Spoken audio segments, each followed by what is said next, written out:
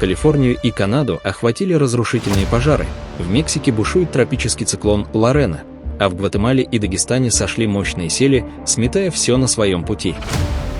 Это лишь часть катастроф, которые потрясли мир за последние сутки. Вы на канале «Горизонт событий». Приветствую вас, друзья!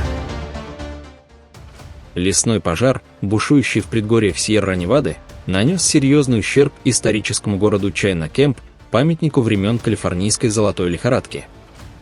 По данным Калифорнийского департамента лесного хозяйства и противопожарной защиты, к вечеру среды огонь охватил площадь в 5500 гектаров и остается неконтролируемым. Пожар уничтожил несколько зданий в Чайна-Кэмп, небольшом поселении в округе Туалун, известном своей исторической значимостью. Город, основанный в XIX веке во время золотой лихорадки, был важным центром добычи золота и сохранял аутентичные постройки, привлекавшие туристов и историков. Согласно данным Калифорнийского департамента лесного хозяйства и противопожарной защиты, пожар был вызван ударами молний и подпитывается жаркой, сухой и ветреной погодой.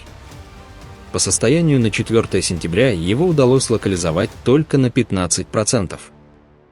Более 4000 пожарных, а также вертолеты, бульдозеры и другие бригады задействованы в борьбе с огнем, однако сложные погодные условия затрудняют тушение. Жители близлежащих районов в целях безопасности были эвакуированы. Чайна-Кэмп, как и другие исторические города времен золотой лихорадки, представляет огромную ценность для Калифорнии, и утрата его построек стала тяжелым ударом для местного сообщества. Власти призывают жителей следить за обновлениями и соблюдать приказы об эвакуации. Ситуация серьезная и может стоить жизни.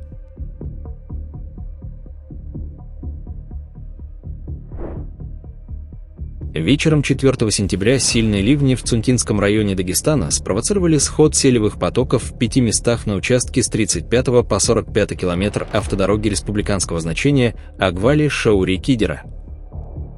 По данным Дагестанавтодора и МЧС республики, дорога временно закрыта для движения транспорта. Для водителей был организован объездной маршрут через Тлератинский район.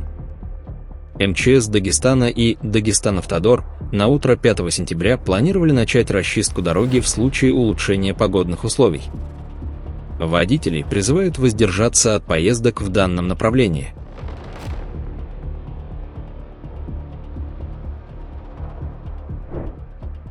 Вечером 3 сентября стремительный водный поток обрушился на муниципалитет Сакапулас в департаменте Эль-Киче в Гватемале. По предварительным данным Национального координационного центра по борьбе со стихийными бедствиями, поток, классифицируемый как Лахар, был спровоцирован обильными осадками в регионе, что привело к сходу воды, грязи и обломков с окрестных склонов.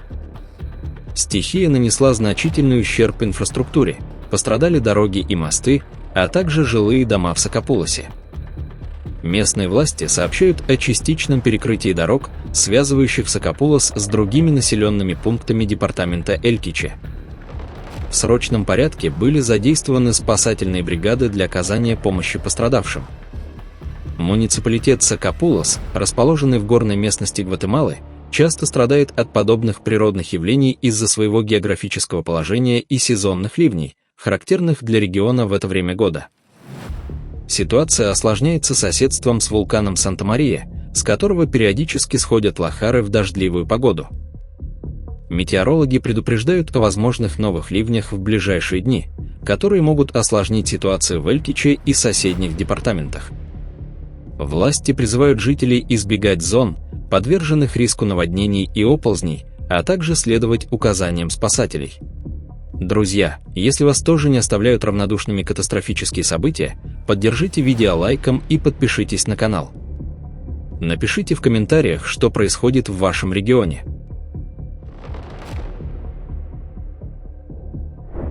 Землетрясение магнитудой 5,6 произошло вчера в восточной части Афганистана, вблизи города Джалалабад в провинции Нангархар. По данным геологической службы США, эпицентр землетрясения находился в 14 километрах к востоко-северо-востоку от Джалалабада, а очаг залегал на глубине 10 километров. Толчки ощущались в нескольких регионах Афганистана, включая Кабул, а также в приграничных районах Пакистана, в частности в Пешаваре и Исламабаде. Несмотря на близость эпицентра к густонаселенному Джалалабаду, на момент публикации данных о жертвах или значительных разрушениях не поступало. Местные власти и спасательные службы проводят оценку повреждений инфраструктуры. Афганистан, расположенный в сейсмически активной зоне Гиндукуш, регулярно сталкивается с землетрясениями из-за столкновения индостанской и евразийской тектонических плит. Недавно, 1 сентября в провинции Кунар на востоке страны произошло землетрясение магнитуды 6, унесшее жизни 2205 человек, и еще 3640 пострадали. Отмечается, что в районах Нурбуль, Савки, Чападара и Маноги, наиболее пострадавших от землетрясения, продолжаются спасательные работы. По указанию президента Российской Федерации Владимира Путина и поручению правительства страны, в Исламскую Республику Афганистан направлена первая партия продовольствия. Из подмосковного аэропорта Жуковский вылетел ведомственный самолет Ил-76. На его борту 20 тонн продуктов питания для пострадавшего от разрушительного землетрясения населения.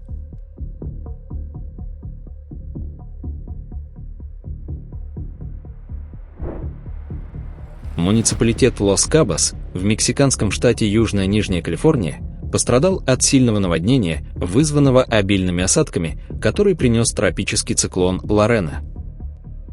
Стихия обрушилась на регион еще вечером 3 сентября и продолжает набирать обороты. По данным Национального метеорологического управления Мексики, тропический циклон Лорена, сформировавшийся в Тихом океане, вызвал проливные дожди и сильные порывы ветра вдоль всего побережья Южной Нижней Калифорнии. В Лос-Кабосе за несколько часов выпало до 150 мм осадков, что привело к переполнению местных каналов и дренажных систем. Улицы Кабо-Сан-Лукаса и Сан-Хосе-дель-Кабо превратились в бурные потоки, смывшие десятки автомобилей. Местные власти сообщили о частичном разрушении дорог, в том числе пострадал участок федеральной трассы 1, соединяющий Лос-Кабос с другими частями полуострова. По предварительным данным, несколько жилых районов оказались подтоплены, некоторые туристические объекты, включая отели и рестораны, временно приостановили работу. Информации о жертвах или серьезно пострадавших не поступало, спасательные службы продолжают эвакуацию жителей из зон риска.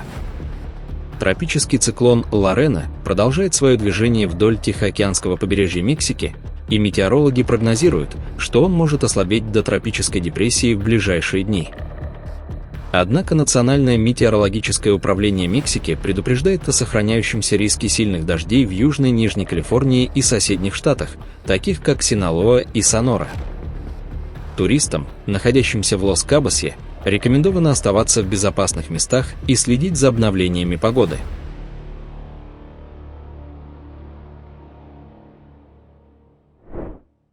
«3 сентября астероид 2025 QD-8, сравнимый с Челябинским метеоритом, пролетел на минимальном расстоянии от Земли, примерно в 200 тысячах километров.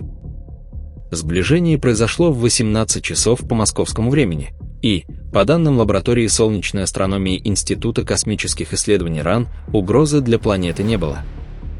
Астероид относится к группе Аполлонов, околоземных объектов, чьи орбиты пересекают земную с внешней стороны. Он был впервые обнаружен 18 августа 2025 года проектом Virtual Telescope.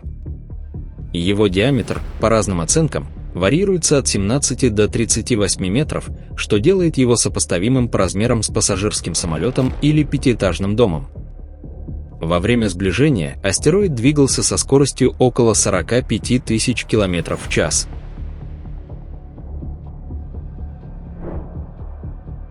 Вечером 3 сентября в районе города Мерит, расположенного в провинции Британская Колумбия, вспыхнул лесной пожар, который стремительно распространяется из-за сухой погоды и сильных ветров. По данным службы лесных пожаров Британской Колумбии, к утру 4 сентября огонь охватил около 1500 гектаров и продолжает угрожать окрестным территориям. Пожар начался вблизи автомагистрали Кокихала, примерно в 10 километров к юго-востоку от Америтта, и быстро распространился из-за порывистого ветра и большого количества сухой растительности. По предварительным данным, причиной возгорания могла стать человеческая деятельность, точные обстоятельства выясняются. пожар остается неконтролируемым, ни на одном из участков его пока не удалось локализовать. Местные власти объявили эвакуацию для ряда районов, прилегающих к городу Мерит. Жителей призывают следовать указаниям экстренных служб и покинуть зону риска.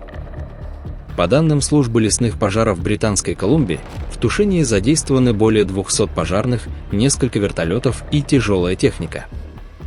Дым от пожара ухудшил качество воздуха в близлежащих городах, жителям которых рекомендуется по возможности оставаться в помещениях и ограничить свое пребывание на открытом воздухе.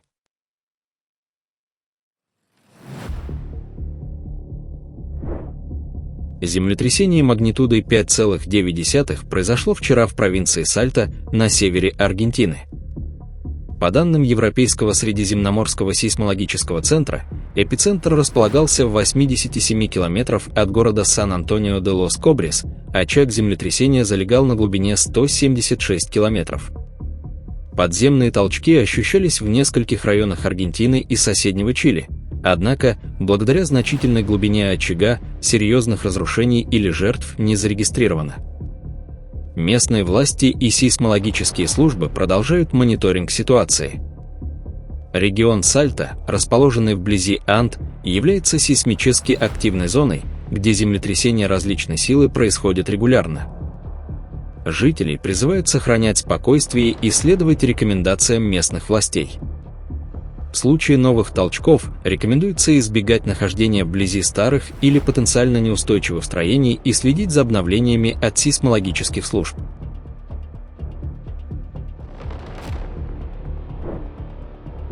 Лесные пожары, бушующие в горных районах провинции Денизли, не утихают 7-й день подряд, подпитываемые сильным ветром и аномальной жарой.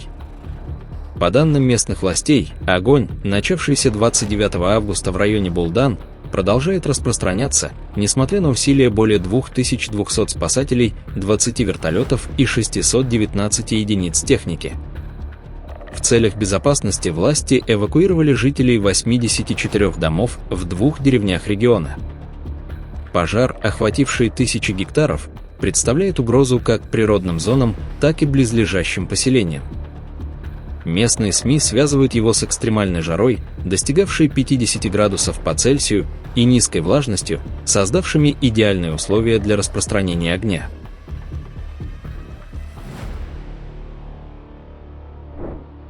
Вечером 4 сентября в районе деревни Пайплак, расположенной в округе Кулу, в штате Химачал-Прадеш, сошел мощный селевой поток, вызванный сильными ливнями.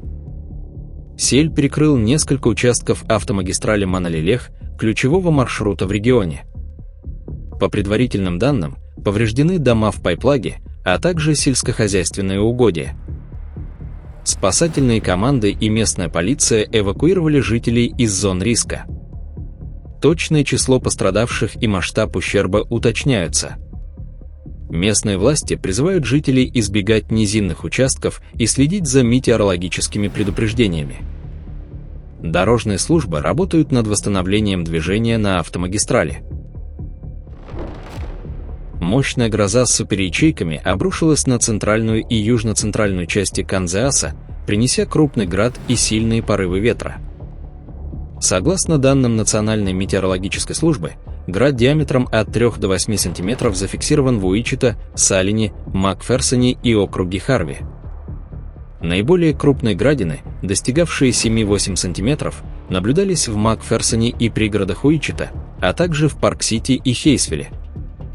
Ветер скоростью до 120 км в час, сопровождавший непогоду, повредил деревья, окна и линии электропередач, что привело к перебоям в электроснабжении для тысяч жителей. Местные метеорологи отмечают, что подобные градовые бури в сентябре не являются аномалией для Канзаса, однако их интенсивность в этом году оказалась выше среднего. Торнадо в среду пронесся через город Сан-Кристобаль-де-Лас-Касас в мексиканском штате Чиапас. По данным местных властей и сообщений в СМИ, торнадо повалил деревья, сорвал крыши из листового металла с домов и коммерческих объектов, а также разрушил временные торговые палатки в центральной части города. Муниципальная служба гражданской защиты сообщила, что на данный момент информации о жертвах или серьезно пострадавших нет. Сан-Кристобаль-де-лас-Касас, расположенный в горной местности, редко сталкивается с торнадо. Метеорологи отмечают, что подобные явления, хоть и редкие, могут быть связаны с нестабильными погодными условиями, характерными для сезона дождей в Мексике. Коммунальные службы устраняют последствия стихии, власти призывают жителей избегать зон с поврежденной инфраструктурой.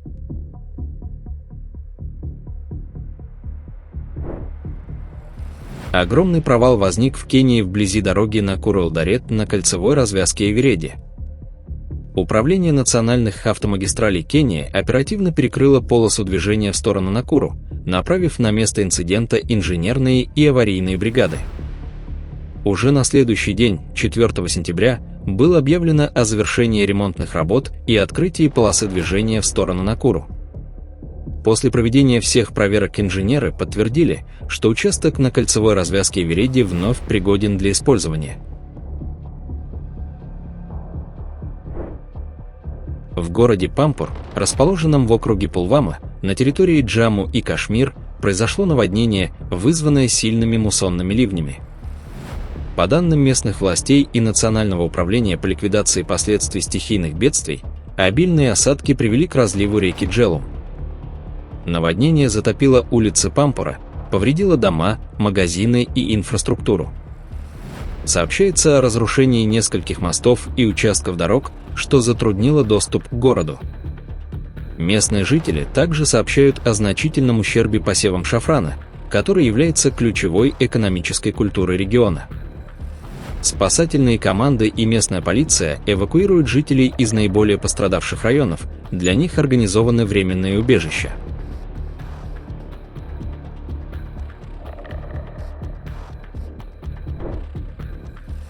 В среду внезапное наводнение, вызванное сильным ливнем, обрушилось на город Дараил в округе Гилгит в Пакистане. По данным местных властей, наводнение началось около 5 утра, когда большинство жителей проснулись для утренней молитвы. Благодаря своевременному оповещению между соседями удалось избежать человеческих жертв. Однако поток воды, грязи и обломков смыл несколько домов, уничтожил посевы и повредил инфраструктуру. Пострадал также главный рынок Гамари и прилегающие улицы. По данным Национального управления по ликвидации последствий стихийных бедствий, с начала сезона муссонов в регионе пострадали более 1 миллиона человек, разрушения затронули дома, дороги и сельскохозяйственные угодья. Местные власти и спасательные команды продолжают эвакуировать жителей из пострадавших районов. Эвакуированные были временно размещены в безопасных местах, в том числе в мечетях и общественных зданиях. Работы по расчистке завалов и восстановлению дорог продолжаются, однако доступ к Маджини Махалла остается затрудненным из-за многочисленных повреждений и завалов. –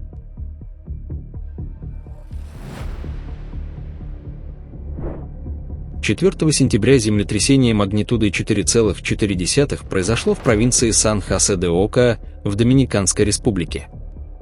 По данным Геологической службы США, эпицентр находился в 20 километрах к югу от города Сан-Хосе-де-Ока и в 44 километрах к юго-западу от Сан-Кристобаль. Очаг землетрясения залегал на глубине 10 километров. Подземные толчки ощущались в нескольких регионах, включая Сан-Хосе-де-Ока, Пиравию и части национального округа, в том числе в столице Санто-Доминго. Максимальная интенсивность толчков составила 4 балла по шкале Меркалли, что соответствует слабым, но заметным толчкам. Информации о жертвах или значительных разрушениях не поступало, местные власти проводят осмотр инфраструктурных объектов. Доминиканская республика, расположенная в сейсмически активной зоне Карибского региона, регулярно испытывает землетрясения из-за сложного взаимодействия тектонических плит Северной Америки и Карибской плиты. В последние дни в стране зафиксировано несколько слабых толчков. Национальный сейсмологический центр и служба гражданской защиты призывают жителей сохранять бдительность и быть готовыми к возможным афтершокам. Друзья, на этом наш выпуск завершен. Будем рады видеть вас снова. Подписывайтесь и до встречи завтра в новом выпуске.